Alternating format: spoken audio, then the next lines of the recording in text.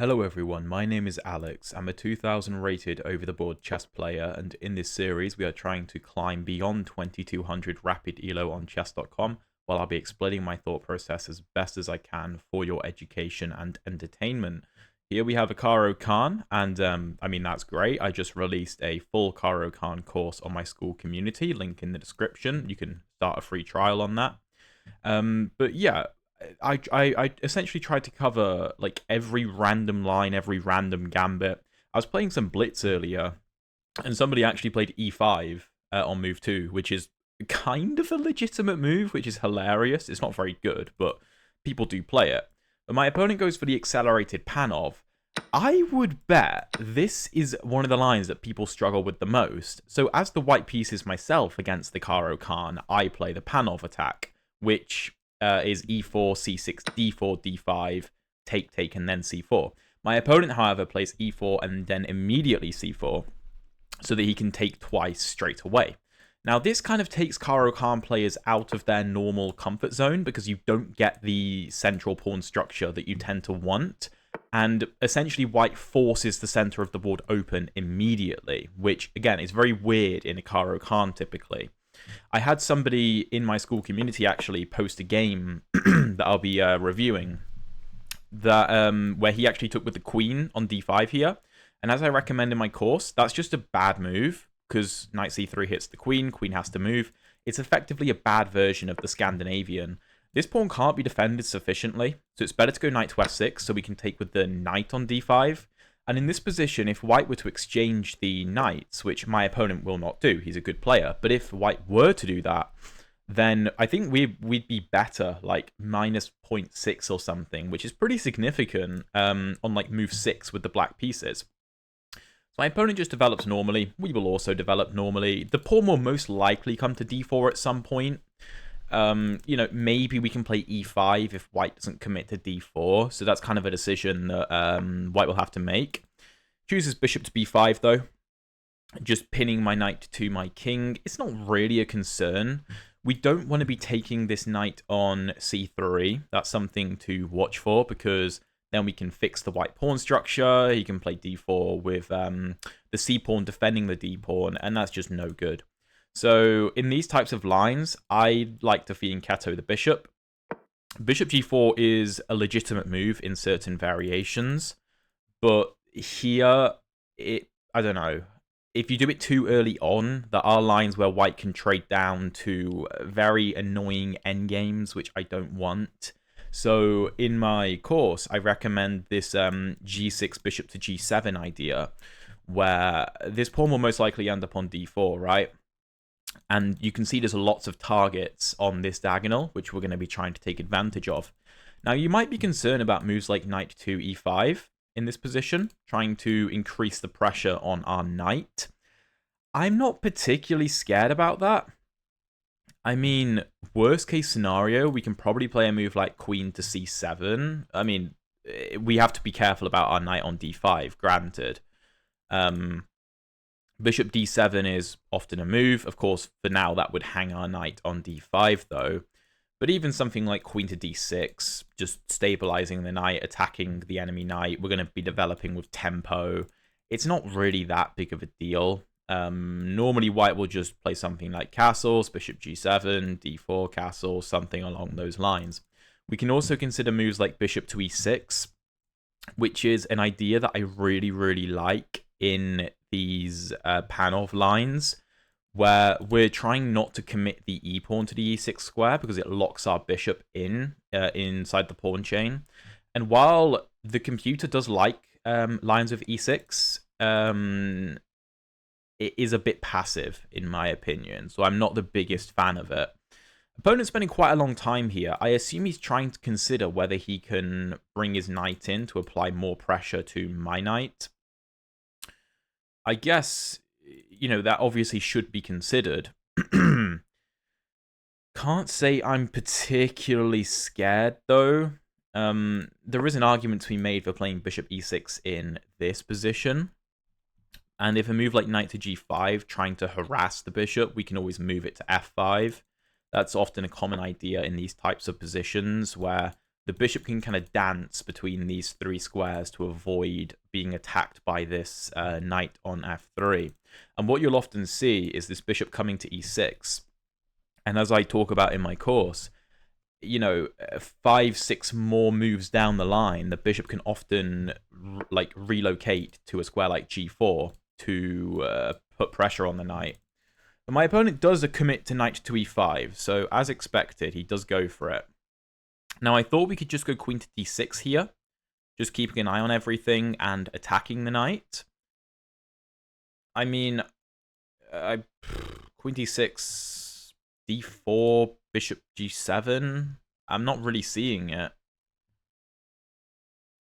Also, bishop d7 unpinning. I don't know if I'm missing something. I don't think so.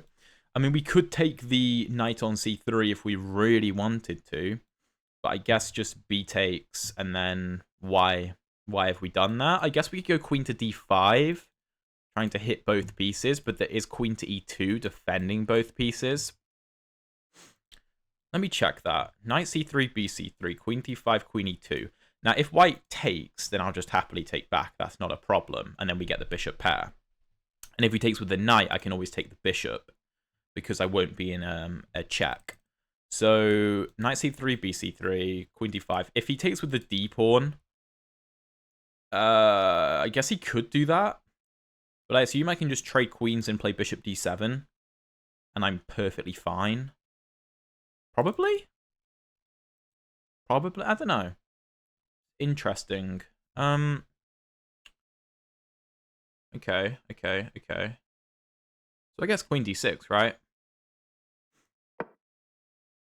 And if you take the knight, I don't mind giving myself like an isolated pawn on c6, because white has an isolated pawn on d4 anyway, and having a pawn on c6 will just help to control the d5 square.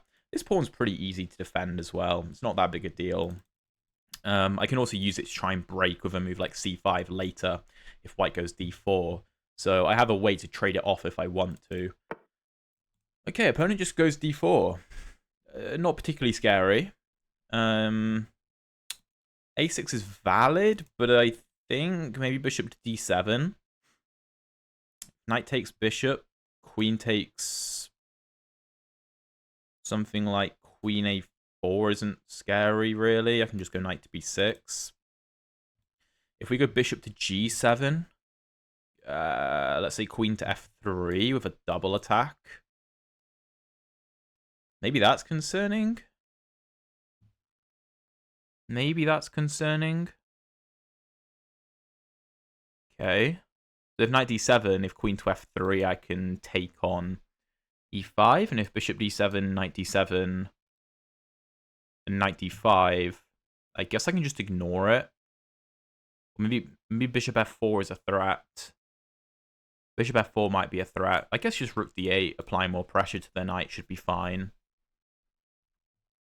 And if bishop f4, I just take the knight. Okay. What else can we do?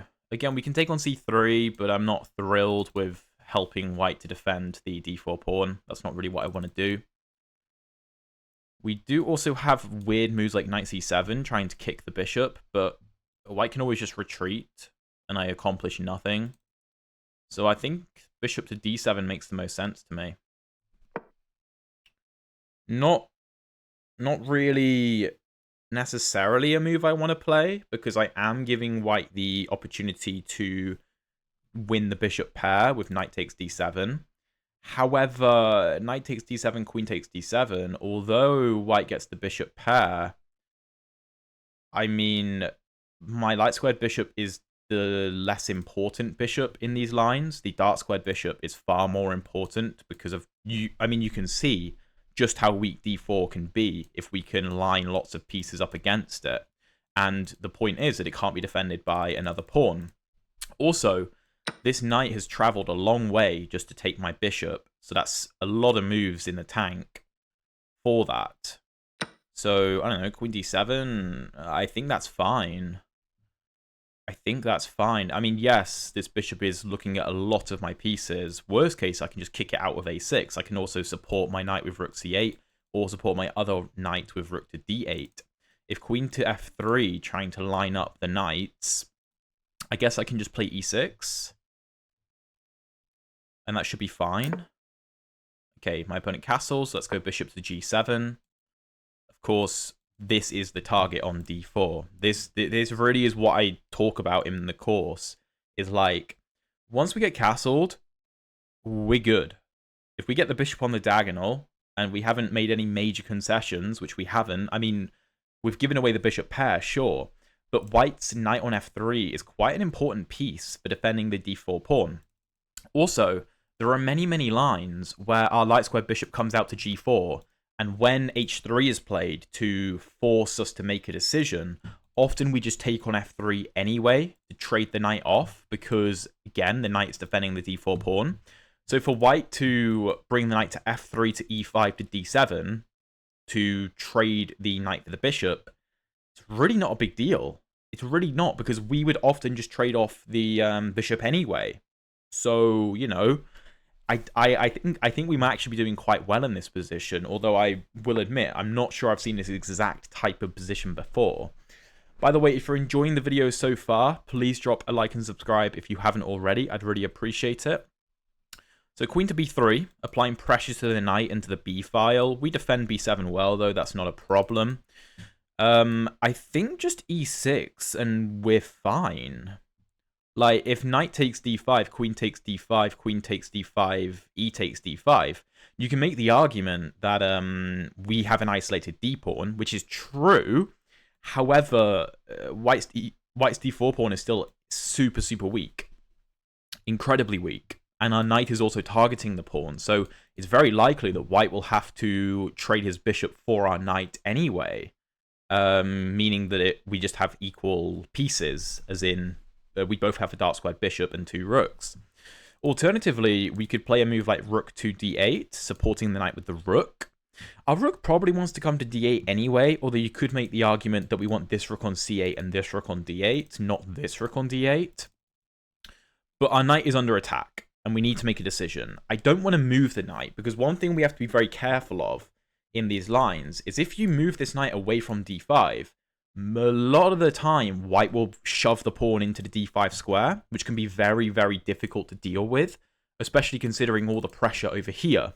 So normally we do not want to move this knight if we can avoid it, which is why I'm thinking of e6 or rook to d8. I think rook d8 makes the most sense to me. Although e6 is valid, a lot of the time the pawn is perfectly fine on the e7 square. And also, bringing another piece into the game can't be a bad thing. And we are just lining more pieces up against this d4 pawn. I mean, we are maybe threatening to just take it, although rook d1 could cause some problems with our knight. So, you know, ideally I'd like to take with this knight if I can. If my opponent takes on c6, we can take back with the queen, and our pawn structure stays completely intact. Hopefully you're seeing why I like the fianchetto lines in the Panov so much for the black pieces. I really do think that they offer so much more dynamism. Dynamism, than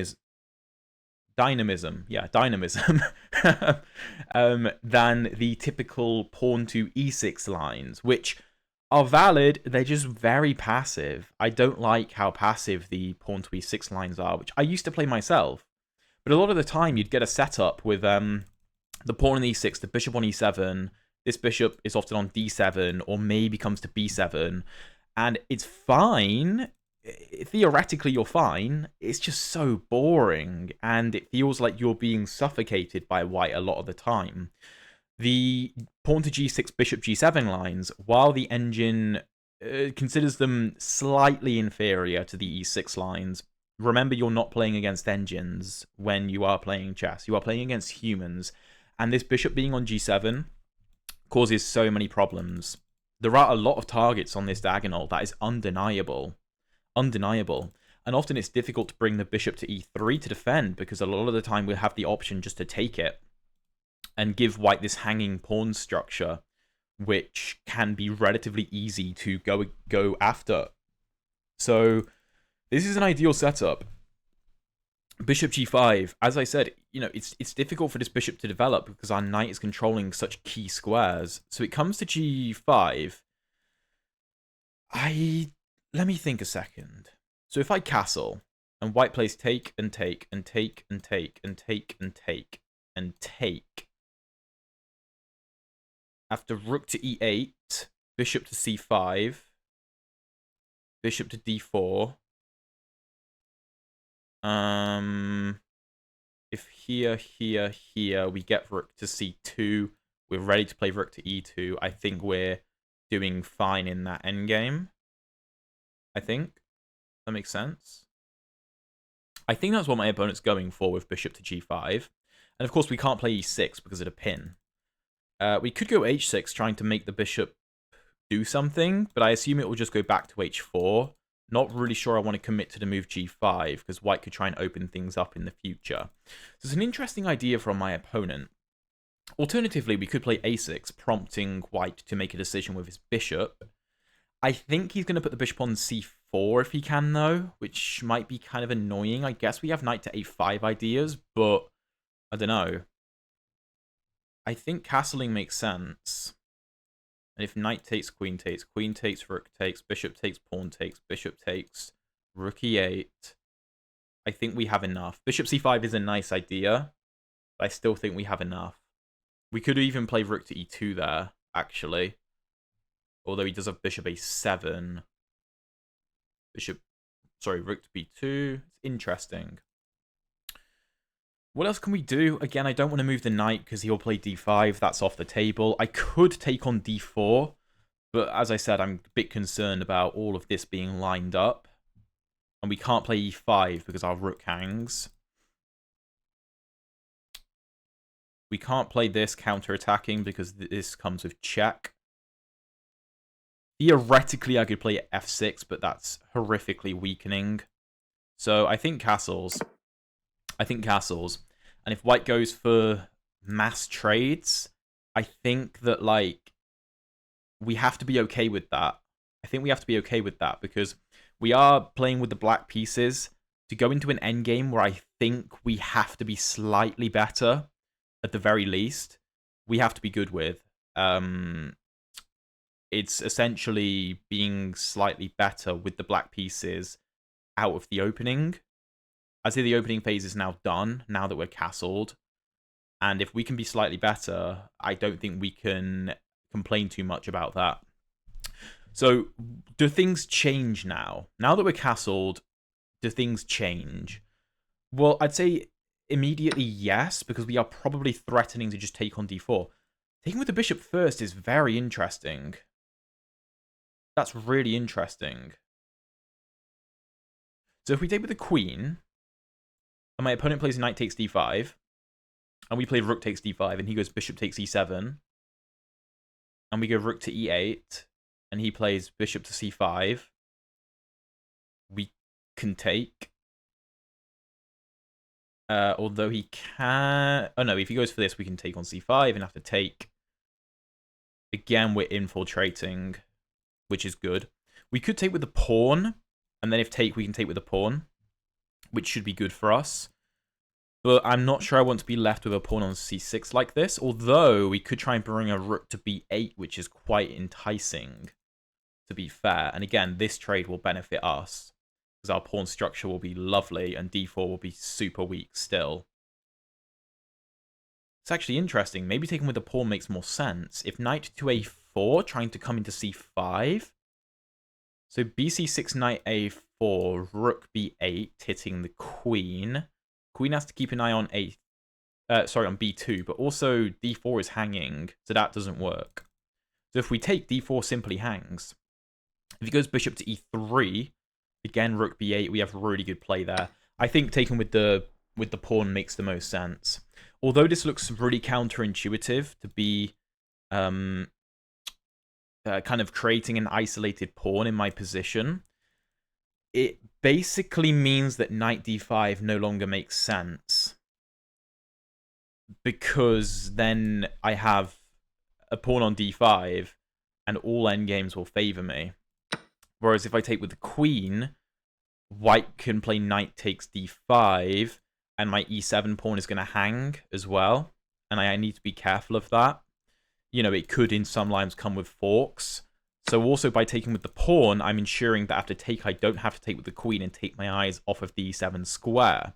If I can play rook b8 with tempo, I can also play e6, ensuring e7 is not a weakness or a target, and effectively rendering this bishop pointless, because really it needs to be defending the d4 square. So I think we definitely have an advantage here. I think we definitely have an advantage. I didn't initially consider taking here with the pawn, but yeah, I think we're doing very well. And we also see why trading my bishop off earlier on isn't a big deal, because as the line goes on, white was effectively forced to trade off his light squared bishop on c6, which you'll find is a very common theme in the Panov, because the dark squares are what matter. It's this dark squared pawn on d4. This is the big, like, that's what the position revolves around. It's all around the pawn. And I think you can also see why the bishop is so good on this diagonal as opposed to being on e7. On e7, it will often try to come to f6 to attack the d4 pawn. But here, by playing g6, bishop g7, we're just immediately on this diagonal, and we can't be kicked off of the diagonal either.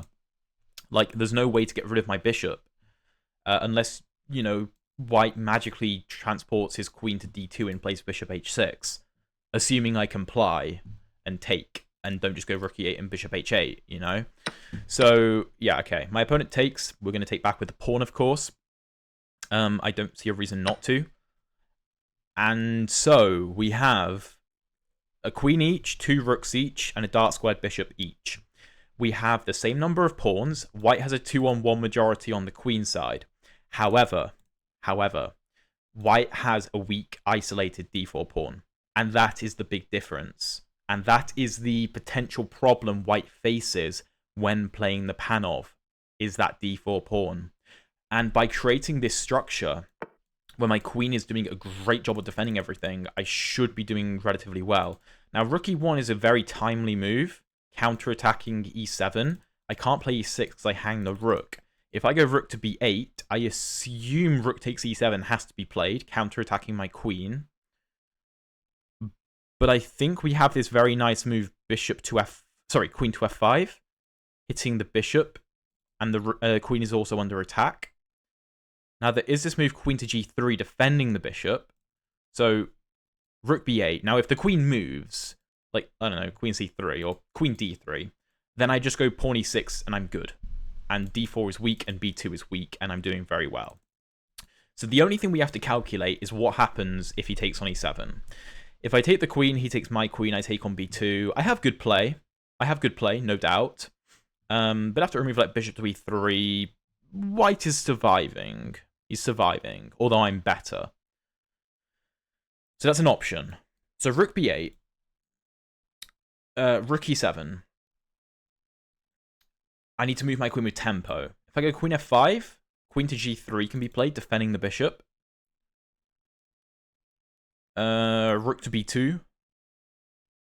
Threatening ideas of bishop to d4, going after the f2 pawn. That looks relatively good. I could also, after rook b8, rook e7, play queen to g4. And after queen g3, I don't really want to trade the queens, so I'm not sure about that. Also, queen g4 fails because of queen takes d5, actually, defending the bishop. So the queen has to be on f5 to defend that. So, okay. I think rook b8 is good enough. I could go rook e8, just defending as well. That's also completely valid. And just try and take it slower. But to be honest, I think I like the rook b8 lines. I think I like them. So again, if the queen moves, I just go e6, and I'm effectively unpinning the pawn with tempo, and everything is good. So white, in my mind, has to take this. He has to try and create something. a7 will also probably be defended once the bishop comes to d4, so I don't think that's too much of a concern. f7 is well defended. That's okay. Again, if the queen moves, I'm just better. There's 2 clear weaknesses, and I get to play e6. Rook e7, queen f5. Also sets up ideas of rook b2, rook to b1, looking for back rank mates. That's important to note. And we're also gauging down on the f2 square. This diagonal, this diagonal. Yeah, he does take, so that's the principled move. If I play take and take and take, that's no good. That's no good, because my pawns are too weak. So queen f5 looks to be the only move. Has to be. Has to be. Counter-attacking. Keeping an eye on d5, hitting the bishop, pressure on f2, looking at the b1 square. The queen has to defend the bishop. If the queen doesn't defend the bishop, I take the bishop. White has 2 pieces under attack. The queen needs to move and defend the bishop. The queen can do that on e3 or on g3.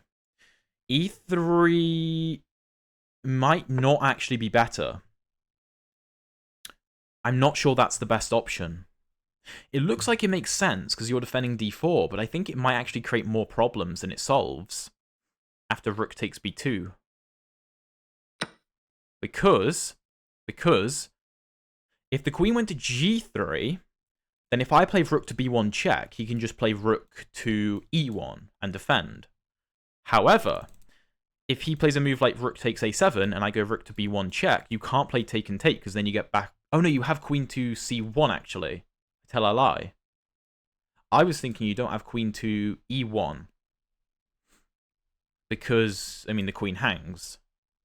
That is actually interesting. However, I might have bishop takes d4. If rook a7, I might have bishop takes d4 here. A really cool move. If the queen takes, then rook to b1 check. If you take, you get mated. So you'd have to go queen to d1, giving me the queen. And then that's just winning. Also, the bishop hangs, so that's very easy. So if rook a7, I could also play take-take, and the bishop is also hanging at the end of that line. I think there's a lot of ways that this is winning for us. A lot of ways. And a lot of it comes down to the weakness of the d4 pawn again. A lot of it. There may have been more accurate moves I could have made, but I'm also trying to make sure that I'm not dropping too low on time, because, I mean, that's just good time management, but also I'm trying to commentate while playing, so everything takes me a little bit longer. Okay, my opponent goes rook e1. Makes sense. Makes sense. So now there's no back rank ideas. Which leads me to think that I should just be taking on a2. Just defending a7. I don't really see a reason not to do that, have to say. Also, now I'm thinking about it, this pawn can't even be touched. Really? Because of rook f2. And if queen f2, rook f2, king f2, bishop d4... Oh, there is bishop to e3, actually. And the rook on a7 is defended. So that's not good enough. So I guess I just take. If rook e8, is that a problem? Let me think.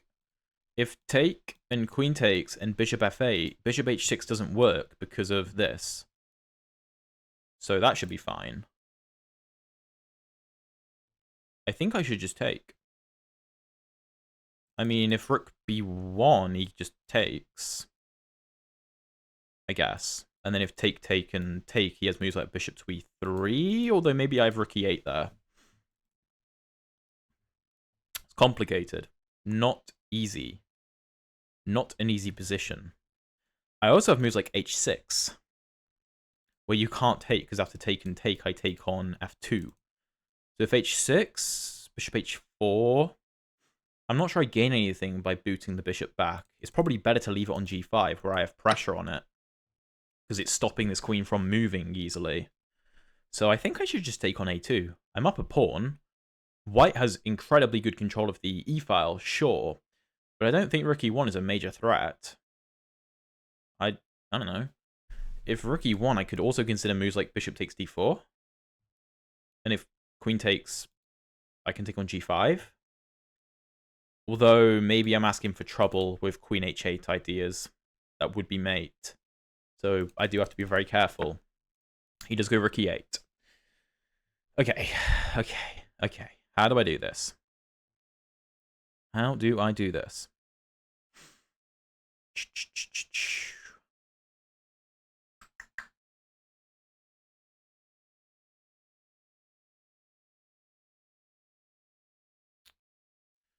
What happens if I don't do anything? I guess he takes. And I take. And I'm fine. I don't need to do anything. Can I just play a5 and push? Or maybe rook to a4 attacking d4. That looks reasonable. Although I can't really take with the bishop because of take and take ideas in like bishop h6. That would be a problem. Probably take... No, if I take with the rook, I also get mated. Because of bishop h6, rook e8. Okay. Not easy. Not easy at all. How do I do this, then? I haven't got long on the clock.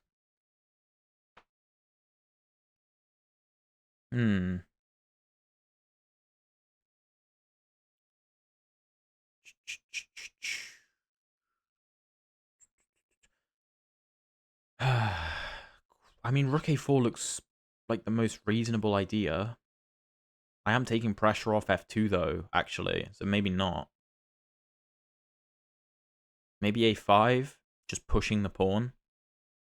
a5 and he takes on f8, I take back with the bishop, f2 is too weak. That's fine. Can't take on d4 because of queen h8 ideas.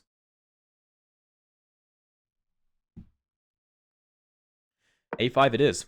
I'm not seeing anything else. I don't think this is a problem. Because if queen e8, setting up bishop h6, 1, it hangs the bishop, 2, it hangs f2. So I need to keep pressure on both of these. I need to maintain the pressure. So my queen can't really move from f5. My rook can't really move from a2, or at least the second rank. I could put it back on b2, I guess, to maybe look at rook b1 ideas. Or rook b8. Trying to come back. That actually does make sense. That does make sense.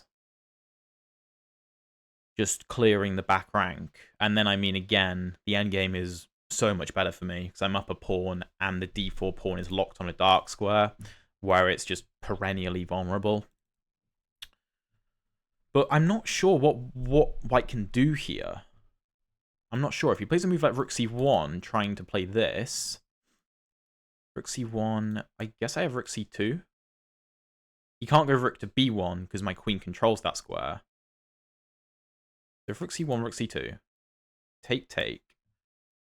Take, take. Bishop h6. Again, he gets back ranked. Queen d1. So he doesn't have time. Even if he did theoretically have time, it wouldn't work. Okay, yeah, that's a smart move. It's a smart move. I thought I had queen c2 ideas here, though. And if queen e2, sorry, rook e2, I'm just happy to trade. Also, bishop d4 is a shout. Yeah, what's the play here? If he takes, then I just take. And this is still a threat. I guess it takes pressure off d4, but he still has to find a way to defend. And it has to be with rook e2. That's going to be the only way to do it. And then again, the endgame is just better for me. Although rook e2 just hangs a rook in that line, actually. So he can't actually take on f8 first. Yeah, f3 was a move that I always had in the back of my mind, disconnecting my queen from the f2 square. If I take with the king, I get mated in 1, but after bishop takes, there's no checks. And this is a major, major threat, and I don't see how white defends. There seems to be no move. The queen can't come to the g-file. It's blocked from g3 and from g5. So after rook e2, I just win. Queen e2, rook e2, game over. Yeah, Nice. Nice. And if my opponent had played it properly, by going rook e2 before trading on f8, then I think I was still completely winning anyway. Because in this position, if he goes rook e2, I can still just take. And after queen takes, I guess I can even throw in bishop d4 check, in theory. But I could also just take, and after take, bishop d4, I don't know, king f1. This does feel a bit more playable for white. Like, he's not completely lost immediately. He is down 2 pawns, though. I guess I have moves like bishop c3 to defend a5 and try and play d4, and this just has to be good for me. But this would be more playable for white. I'm not sure if I have anything else, though. Like, I did consider a move like queen to d1 check. I guess there's rook e1 there, though. If king f2, I still have to trade. Like, take. Bishop e3, take. Maybe I can trade more pieces this way. So maybe that's slightly better. I also have rook e1 in this position, actually. Sorry, rook e8. But yeah, okay. That was a super, super interesting game. And I guess it's a pretty good, what's the word? Endorsement of my Caro Kann course. But let's jump into the analysis and see what the computer has to say. Alright, lads, I'm not going to lie. I just had a bit of a celebration while the video was paused. Because I got 98.2% accuracy. That's like perfect chess over a long game. What was that, 23 moves? But also, that was really complicated. Okay. Okay, well, guys, I mean, what can I say? I'm not bad with the Caro Kann. Let's forget yesterday's video. Okay, anyway.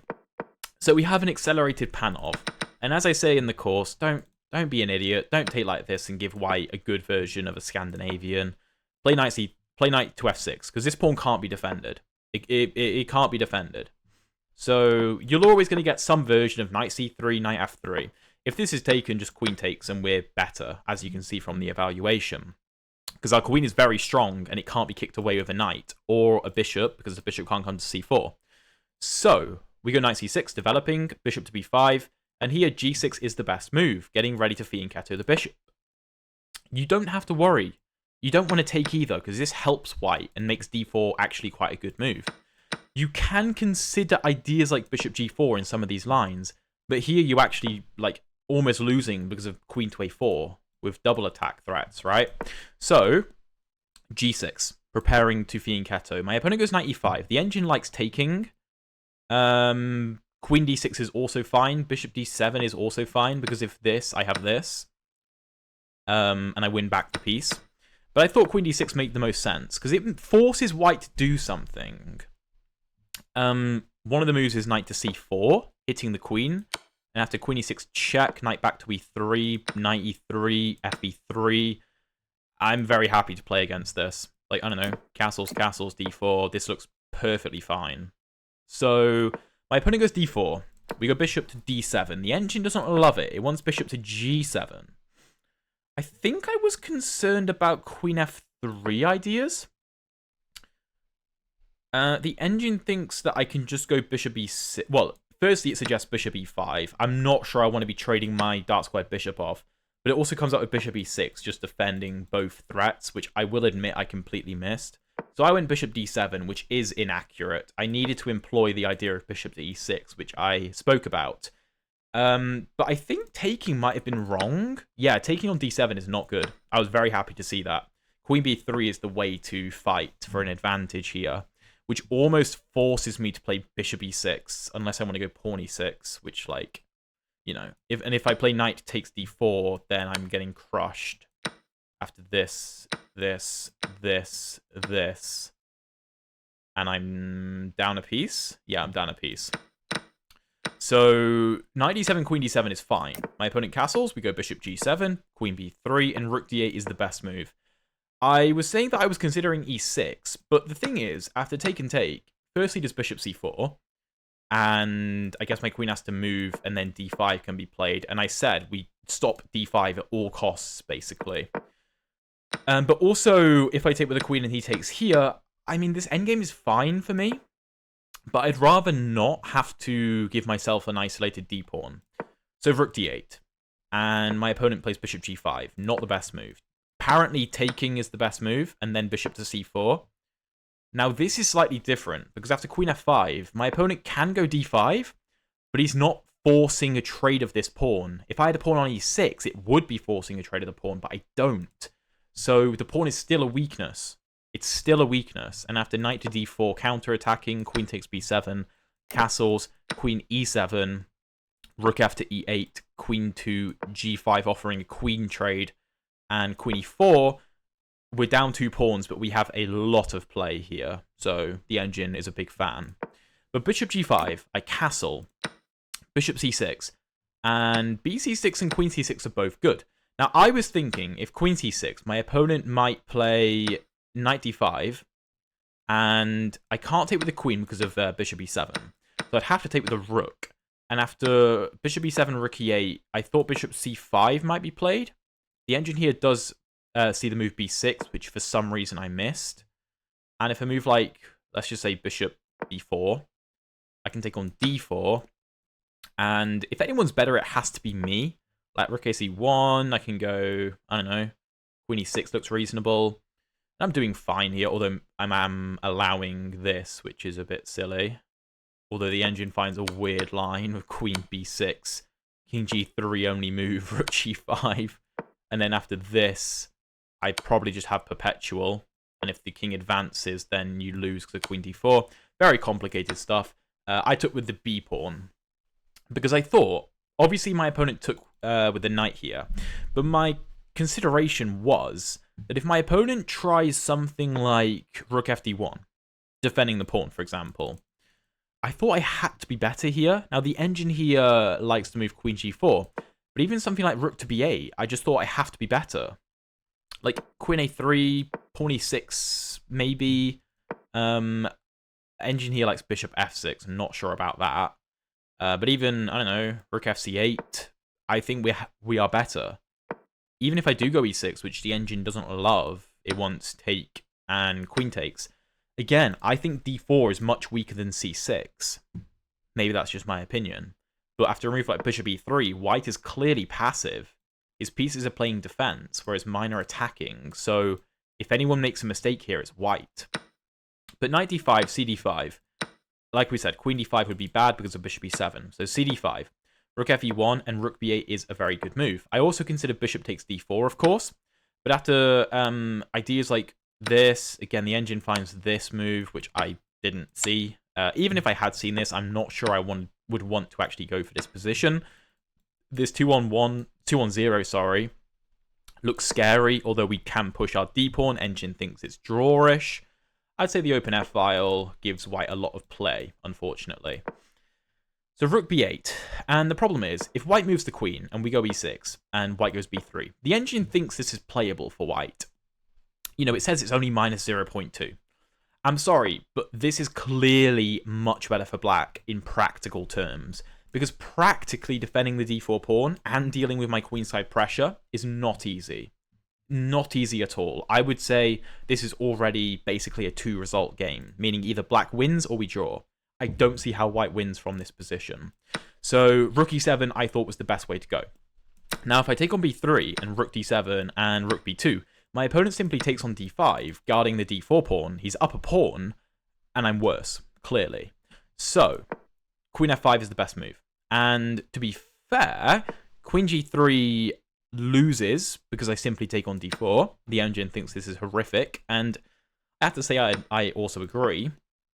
I thought with queen e3 there might be issues after rook b2 of rook to b1 ideas. Like, let's say rook to a7, I thought I was completely winning in this position. Well, rook b1 I thought was interesting. After take and queen c1, the engine likes queen f5. I guess we have good pressure here.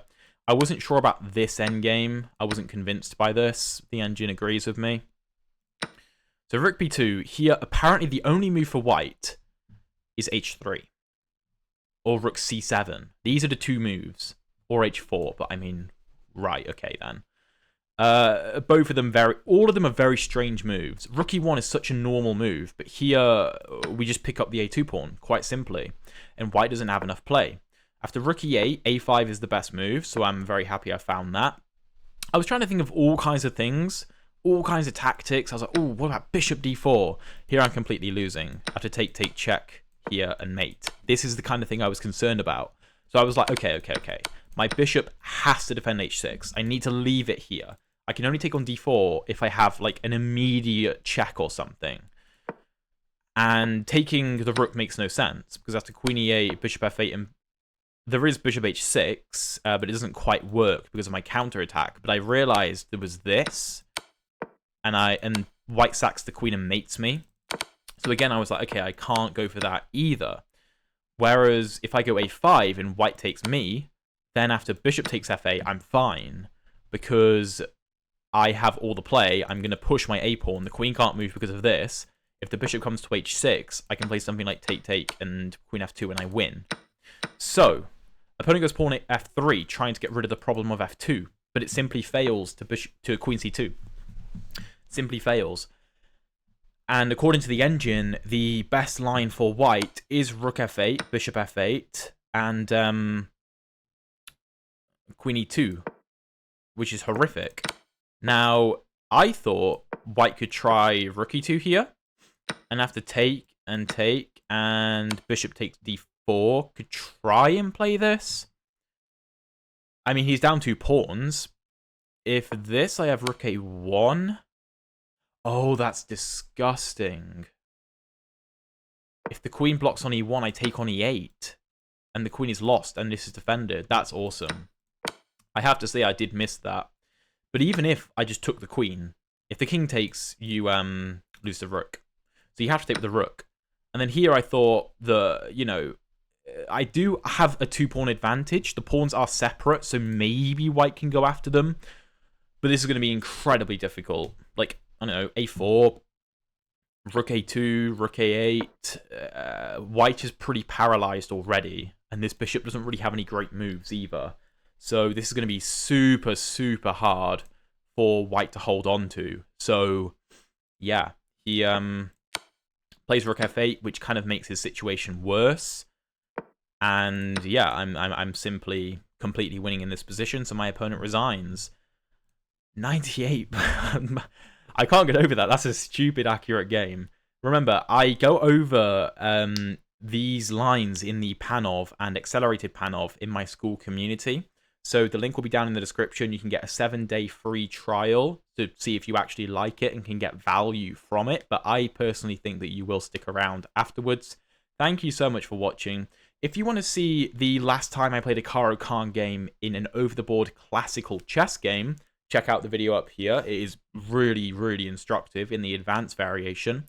And if you want to see the previous episodes of my climb to 2200 rapid elo, then check out the playlist down there. Thank you so much for watching, and I'll see you in one of those videos.